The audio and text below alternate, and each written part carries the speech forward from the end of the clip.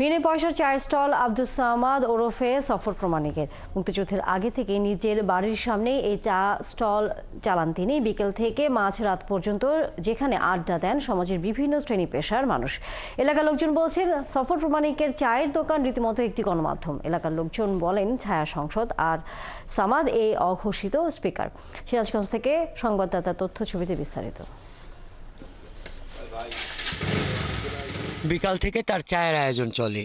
বাড়ি লাগোয়া ছোট্ট দোকানে চুলা জ্বলে ওঠে। তারপর চা বানানো আর চায়ের আসর।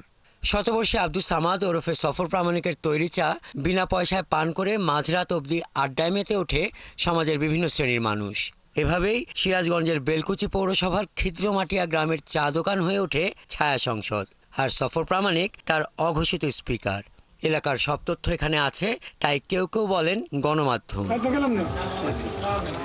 আড্ডায় অংশ নেওয়ারা জানান তাকে কখনোই চায়ের দাম দেওয়া যায়নি। স্বাধীনতা যুদ্ধের কয়েক বছর আগে থেকেই চলছে এই চায়ের স্টল, থামেনি একদিনের জন্য। 1965 সাল থেকে আসে চা বিক্রি করে। এই চা স্টলের নাম আছে সংসদ ভবন।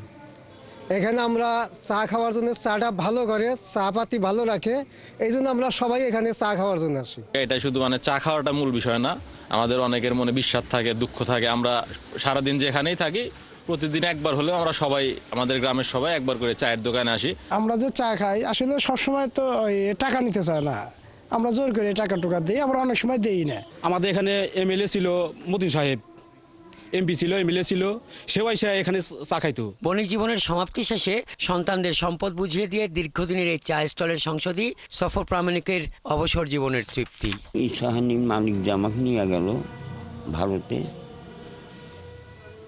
তখন থেকে ওই যে চার আমারই হইল, বুঝলেন তো। তখন তো 1 নম্বর চা আমাকে দিছে, ওই চা বানিয়েছি। এখনও ওইভাবেই এখানে যে মনে করেন সব দোকানে যে চা হয়, ওটা অনেকে এসে করে, ভালো চাই আনি। আর জনপ্রতিনিধিরা জানান মন্ত্রী এমপি থেকে শুরু করে সবাই এই চায়ের আড্ডায় এসেছেন কোনো না কোনো সময়ে। এই চা স্টল হয়ে উঠেছে সবার মত প্রকাশের অনন্য সাধারণ কেন্দ্র। ঢাকা বিশ্ববিদ্যালয় যেমন একটা মধুর ক্যান্টিন ছিল, ততরূপই ওই আকারেই উনি এখানে যেন আলোচনা হয়, যে পর্যায়ের নেতা কর্মী সে যে দলেরই হোক। 2 ছেলে আর 1 মেয়ের সংসারে তিনি এখন থাকেন 1 ছেলে ও মেয়ের সাথে। হাসান আহমেদ, 71।